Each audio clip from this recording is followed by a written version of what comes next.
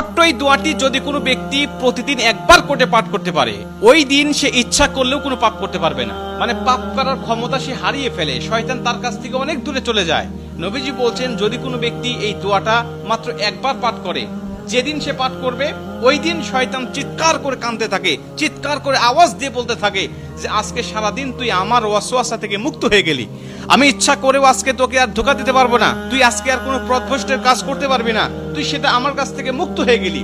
মানে এই দোয়াটার এতটাই পাওয়ার, এতটাই ক্ষমতা আল্লাহ পাক দিয়ে দিয়েছেন। অতএব আমরা এই দোয়াটা মুখস্থ রাখবো, ছোট্ট একটি দোয়া মুখস্থ করে প্রতিদিন আমরা তেলাওয়াত করব।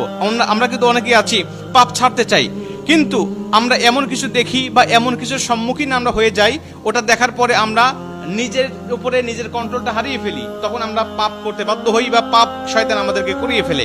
এজন্য যদি আমরা প্রতিদিন অন্তত ফজরের নামাজের পরে এই দোয়াটা যদি পাঠ করতে পারি, তাহলে আমরা কিন্তু শয়তান থেকে মুক্ত থাকবো ওই দিন সারাদিন। আর শয়তান থেকে মুক্ত থাকার কারণে আমরা ইচ্ছা করলে ওই দিন পাপ করতে পারবো না।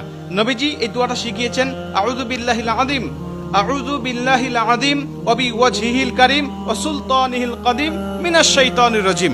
আমি আবারও দোয়াটা পাঠ করছি, যারা লিখে নিতে পারেন লিখে নেবেন, এবং প্রয়োজনে এটা ভিডিও আকারে যেহেতু এটা পাবলিশড হবে, আপনারা যারা ফেসবুকে দেখবেন আপনারা অবশ্যই এটা শেয়ার করে রেখে দিবেন টাইমলাইনে, প্রয়োজনে বারবার শুনে শুনে আপনি এটা মুখস্থ করে নেবেন। দোয়াটি হচ্ছে, আউযু বিল্লাহিল আযীম ওয়া বিওয়াজহিল কারীম ওয়া সুলতানিহিল কাদীম মিনাশ শাইতানির রাজীম।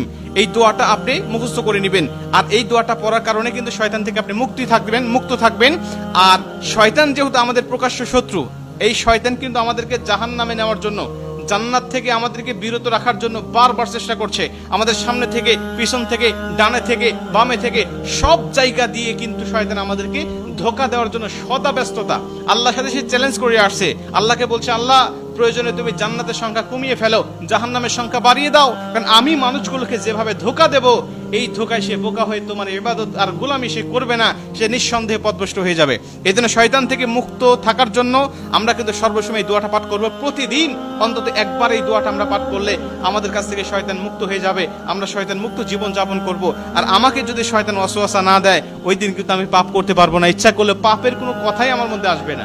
কারণ আমরা জানি ফেরেশতারা ইচ্ছা করলেও পাপ করতে পারে না, কারণ ফেরেশতাদেরকে শয়তান ধোঁকা দেয় না, আর ফেরেশতাদের কাছে শয়তান যায় না, তাই তাদের অকর্ম করার মতো বা পাপ করার মতো কোনো ক্ষমতা তাদের নাই। এর জন্য এই দোয়াটা আমরা সবাই মুখস্থ করে নিব এবং প্রতিদিন একবার হলেও পাঠ করবো ইনশাআল্লাহ।